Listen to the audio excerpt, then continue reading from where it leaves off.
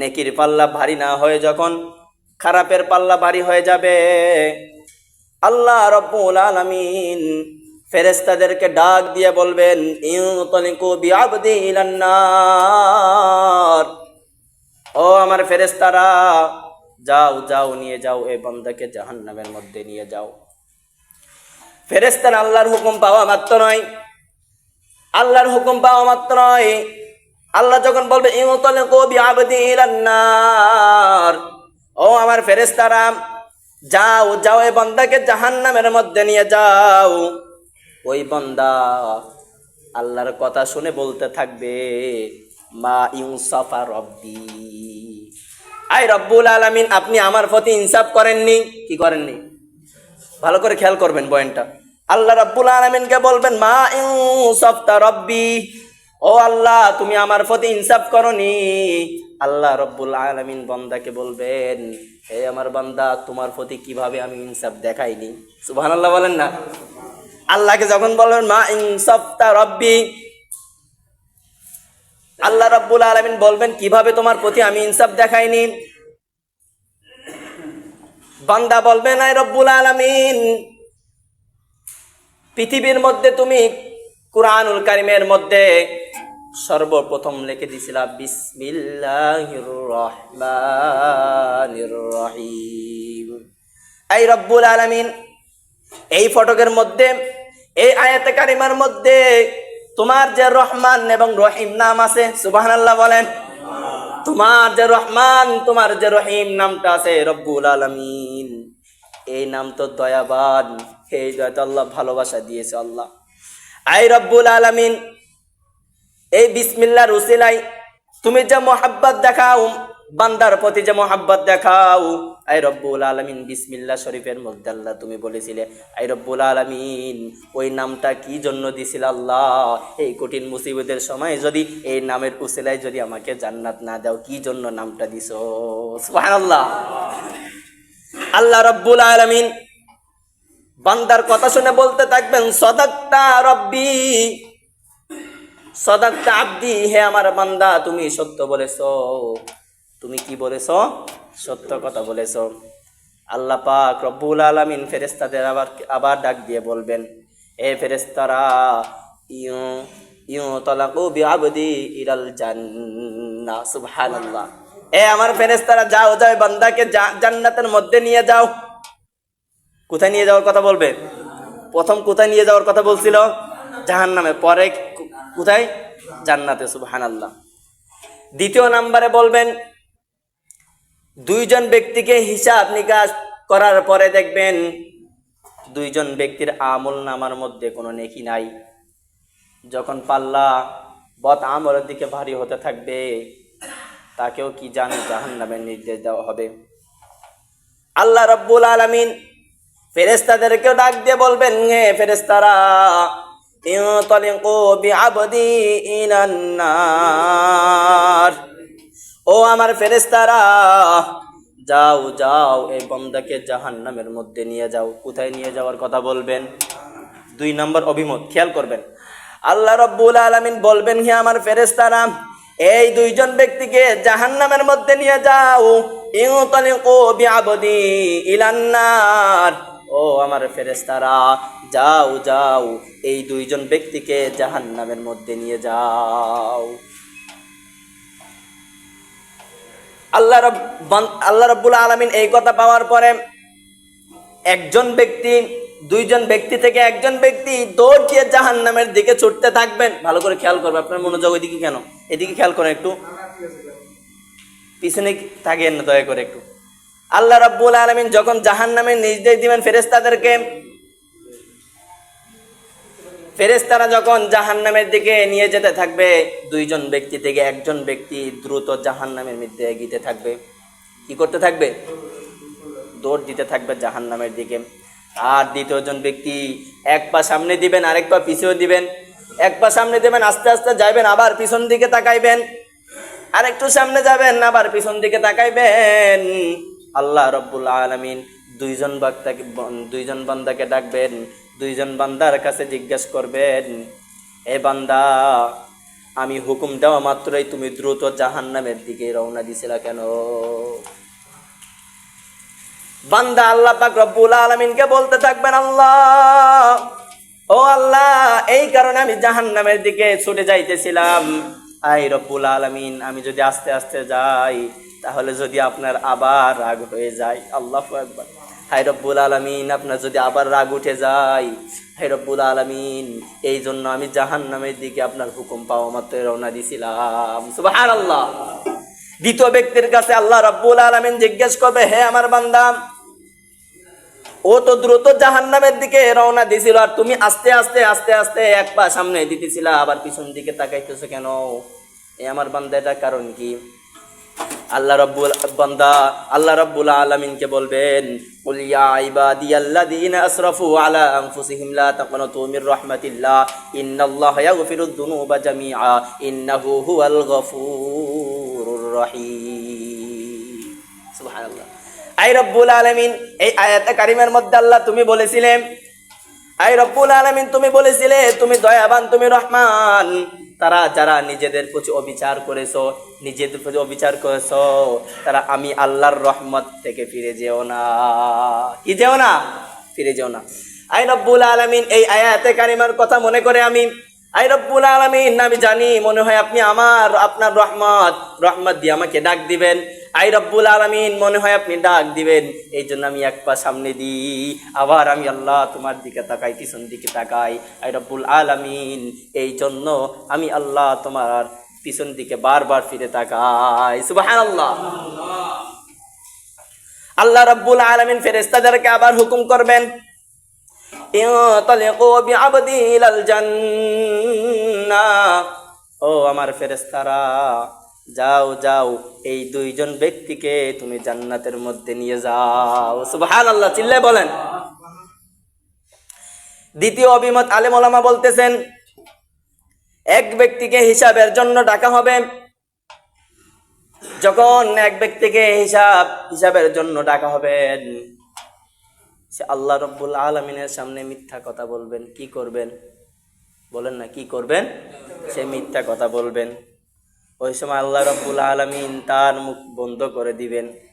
আল্লাহ রাব্বুল আলামিন তো বলেছিলেন ইয়াসিন সূরার মধ্যে, আল ইয়াউমা নাখতিমু আলা আফওয়াহিহিম ওয়া তুকাল্লিমুনা আইদিহিম ওয়া তাশহাদু আরজুলুহুম বিমা কানু ইয়াকসিবুন। আল্লাহ রাব্বুল আলামিন বলতেছেন, ও আমার বান্দা, কাল কিয়ামতের ময়দানে যখন তুমি আমার সামনে দাঁড়িয়ে মিথ্যা কথা বলবে, এ বান্দা, যখন তুমি মিথ্যা কথা বলবা, আমি আল্লাহ তোমার মুখের মধ্যে মোহর মেনে দিব। নাউযুবিল্লাহ। তোমার অঙ্গ প্রত্যঙ্গ যেগুলো আছে সেগুলো আমি আল্লাহর দরবারে সাক্ষী দিবে।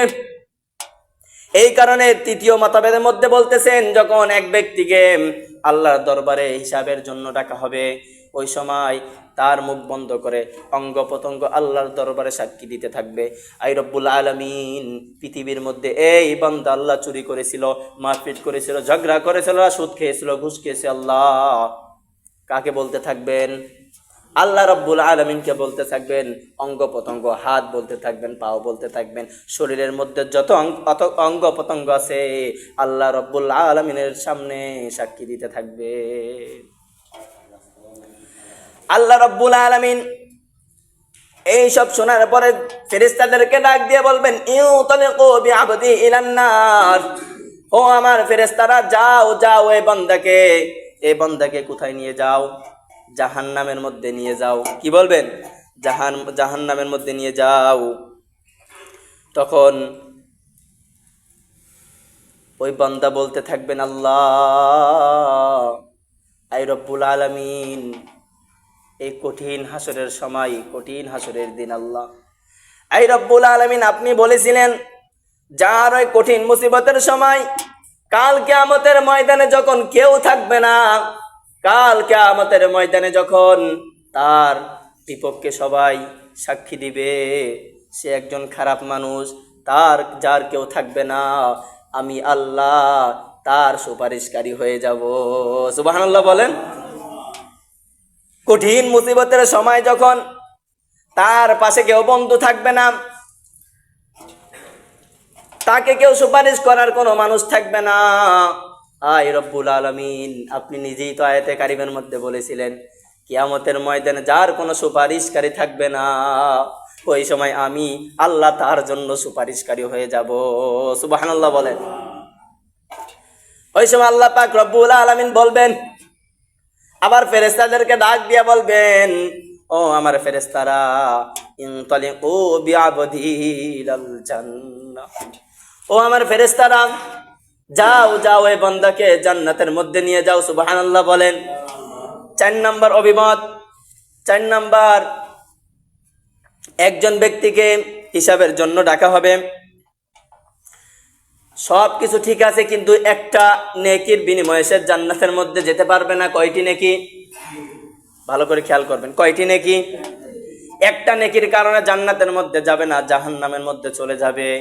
আল্লাহ রাব্বুল আলামিন ফেরেশতাদেরকে আবার ডাক দিয়ে বলবেন, হো আমার ফেরেশতা, ইনতালিকু বিআবদি ইলান নার, ফেরেশতা যাও যাও এই বান্দাকে জাহান্নামের মধ্যে নিয়ে যাও।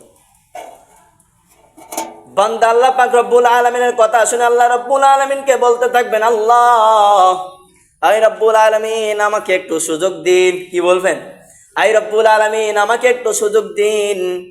রব্বুল আলামিন এই কঠিন মুসিবতের সময় কিয়ামতের ময়দানে দেখি আমি একটা নেকি কারোর কাছে পাই কিনা। আল্লাহকে কি বলবেন?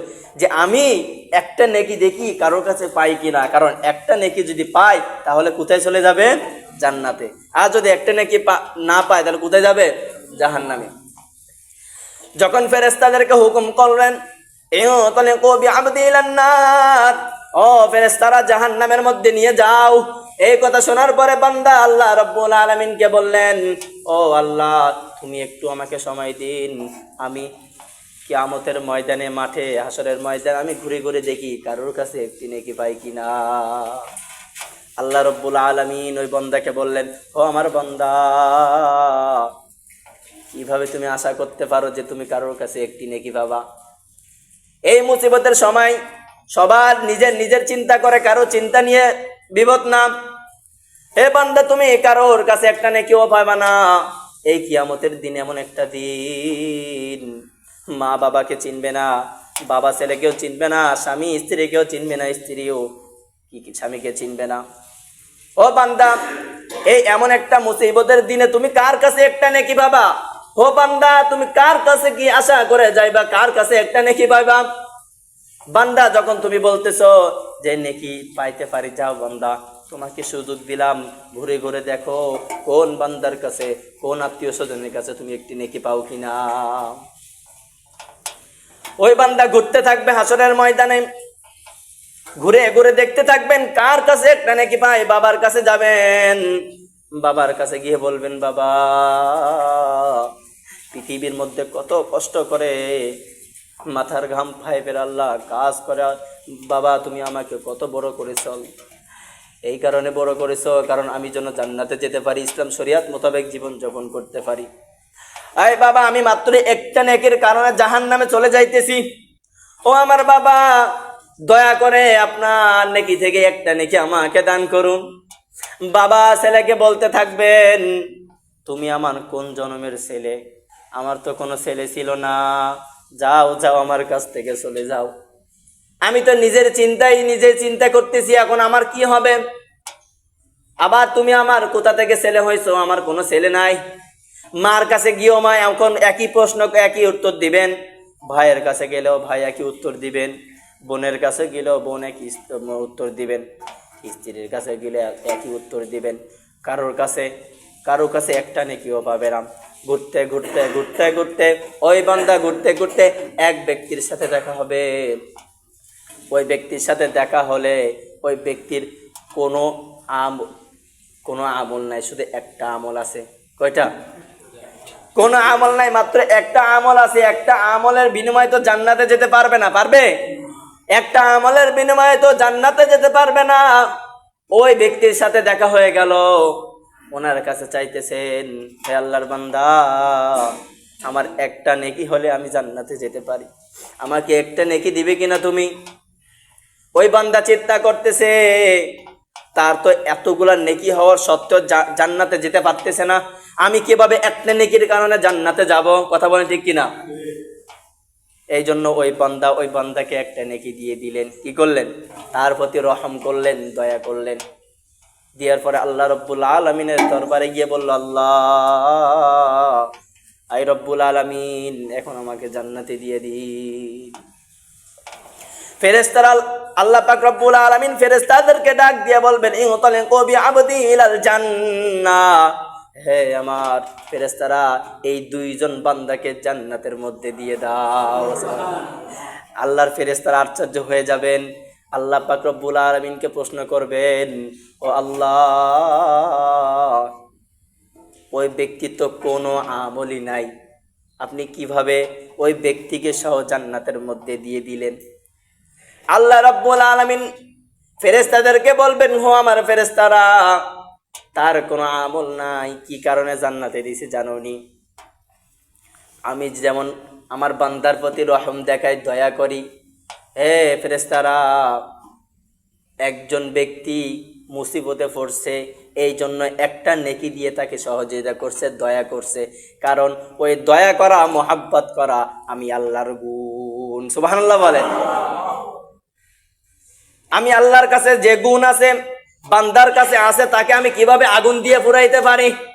হে আমার ফেরেশতারা, এই জন্য আমার গুণ ওই বান্দার কাছে পেয়েছি, তার প্রতি রহম করছেন, দয়া করছেন, এই জন্য ফেরেশতারে আমি দুইজন সহ জান্নাতের মধ্যে দিয়ে দিলাম।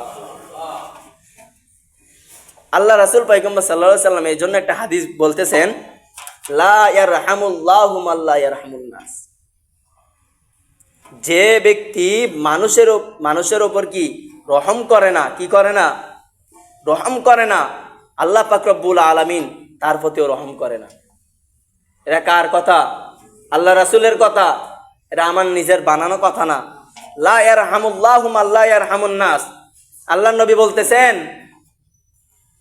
যে মানুষের ওপর দয়া করে না, ভালোবাসা দেখায় না, রহম করে না, আল্লাহ রাব্বুল আলামিনও তার প্রতি রহমও করবেন না, দয়াও দেখাবেন না। তাহলে এটা দ্বারা আমরা কি বুঝতে পারলাম?